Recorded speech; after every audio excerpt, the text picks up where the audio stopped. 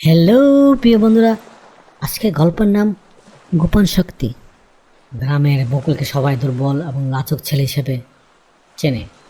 গ্রামের দুষ্ট ছেলেরা তাকে নিয়মিত জ্বালাতন করত। বকুল প্রতিবাদ করতে পারত না, কিন্তু তার চোখের ভিতরে এক অদ্ভুত তেজ ছিল। শক্তি কি কেবল পেশির হয়, নাকি হৃদয়ের গভীরে লুকিয়ে থাকা এমন কিছু যা সঠিক সময়ে অপেক্ষা করে?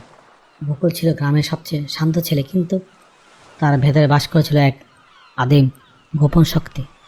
বকুল বলে, আমি জানি আমি দুর্বল নই, কিন্তু কেন জানি আমি রাগ প্রকাশ করতে পারি না।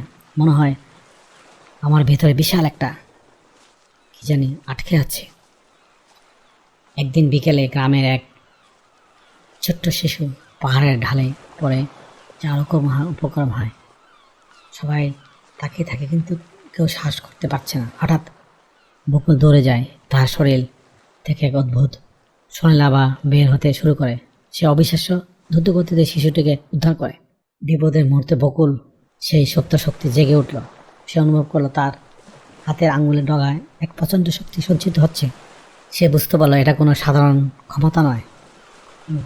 গ্রামবাসীরা বলল, বকুল এটা কিভাবে করলো? ও তো বাতাসে চেয়েও দ্রুত দৌড়াচ্ছিল। গ্রামে একদল ডাকাত বা ক্ষতিকারক জাদুঘর আক্রমণ করে।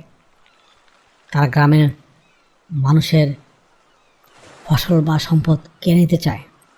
বকুল প্রথমে ভয় পেয়ে পরে নিজের গোপন শক্তির কথা মনে করে সামনে দাঁড়ায়।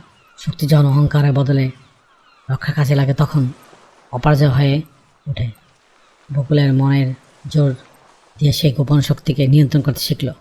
সে তার হাতে কবজি দিয়ে এমন এক সুরক্ষা বলয় তৈরি করলো, যা ডাকাতদের তরলকে ভেঙে দিচ্ছিল। ডাকাতের সর্দার বলে, কে তুই? তোর শরীরে এমন তেজ কোত্থেকে এলো?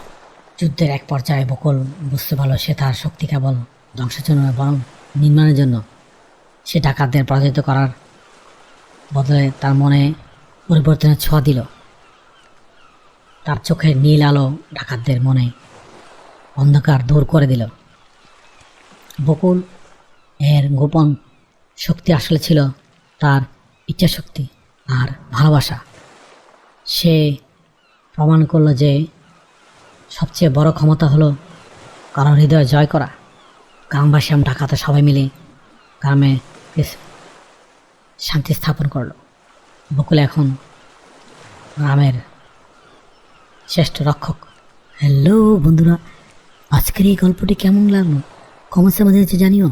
আবারও দেখা হবে অন্য কোনো গল্পে। Thank you for watching. Please subscribe.